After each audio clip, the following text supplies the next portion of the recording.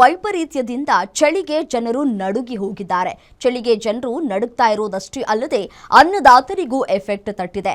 ಮೆಣಸಿನಕಾಯಿ ಬೆಳೆಯು ಚಳಿ ಎಫೆಕ್ಟ್ನಿಂದ ಇಳುವರಿಗೆ ಹೊಡೆತ ಬಿದ್ದಿದೆ. ಮೆಣಸಿನಕಾಯಿ ಬೆಳೆದ ಅನ್ನದಾತರಿಗೆ ಈಗ ಗಾಯದ ಮೇಲೆ ಬರೆ ಎಳೆದಂತಾಗಿದೆ.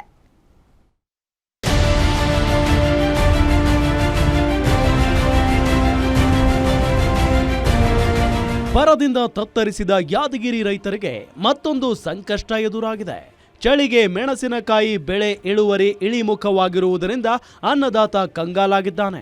ಕಳೆದ 2 ತಿಂಗಳಿನಿಂದ ಯಾದಗಿರಿ ಜಿಲ್ಲೆಯಲ್ಲಿ ಹವಾಮಾನ ವೈಪರೀತ್ಯದಿಂದ ಮೆಣಸಿನಕಾಯಿ ಬೆಳೆ ಸರಿಯಾಗಿ ರೈತರ ನಿರೀಕ್ಷೆಯಂತೆ ಇಳುವರಿ ಬಂದಿಲ್ಲ.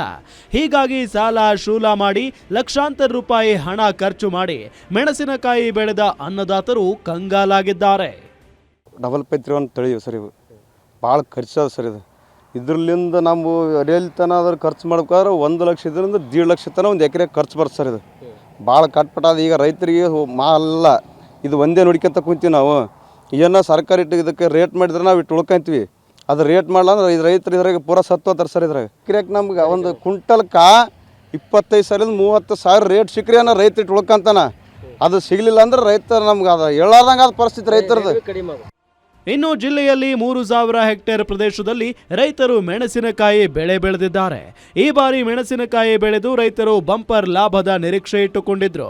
ಆದರೆ ವಿಪರೀತ ಚಳಿಯಿಂದಾಗಿ ಮೆಣಸಿನಕಾಯಿ ಗಿಡ ಸರಿಯಾಗಿ ಬೆಳವಣಿಗೆ ಆಗಲ್ಲ ಅಂತ ಅತಿಯಾದ ಚಳಿಯಿಂದ ತಂಪಾದ ವಾತಾವರಣದಿಂದ ಮೆಣಸಿನಕಾಯಿ ಇಳುವರಿ ಇಳಿಮುಖವಾಗಿದೆ. ತಲಾ ಎಕರೆಗೆ 1 ಲಕ್ಷದವರೆಗೂ ಖರ್ಚು ಮಾಡಿ ಮೆಣಸಿನಕಾಯಿ ಬೆಳೆಯಲಾಗಿದೆ. ಮತ್ತೊಂದೆಡೆ ಮಾರುಕಟ್ಟೆಯಲ್ಲಿ ಮೆಣಸಿನಕಾಯಿ ದರ ಕುಸಿತ ಕಂಡಿದೆ. ಹವಾಮಾನ ವಿಪರೀತ ಕಾರಣವಾಗಿ ಇಳುವರಿ ಕಮ್ಮಿಯಾಗಿದೆ ಮತ್ತು ಗಿಡನೂ ಎತ್ತರ ಆಗಿಲ್ಲ. ಇದರಿಂದ ರೈತ ತೊಂದರೆ ಅನುಭವಿಸುವ ಪರಿಸ್ಥಿತಿಯಾಗಿದೆ. ಸಾಕಷ್ಟು ಖರ್ಚು 1 ರಿಂದ 1.5 ಲಕ್ಷ ರೂಪಾಯಿ ಖರ್ಚು ಮಾಡಿದ ರೈತ ಇವತ್ತು ಸಾಲ ಸೂಲಗಳನ್ನು ಮಾಡಿ ಮೆಣಸಿನಕಾಯಿ ಬೆಳೆದಂಥ ರೈತ ಇವತ್ತು ಬೀದಿಗೆ ಬಂದಂಥ ಪರಿಸ್ಥಿತಿಯಾಗಿದೆ.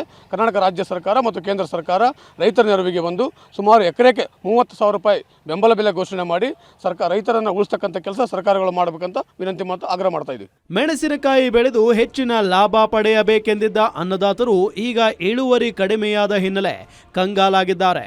ಕೂಡಲೇ ಸರ್ಕಾರ ಅನ್ನದಾತರ ಸಂಕಷ್ಟಕ್ಕೆ ಸ್ಪಂದಿಸುವ ಕಾರ್ಯ ಮಾಡಬೇಕಿದೆ. ನಾಗಪ್ಪ ಮಾಲಿ ಪಾಟೀಲ್, ಗ್ಯಾರಂಟಿ ನ್ಯೂಸ್, ಯಾದಗಿರಿ.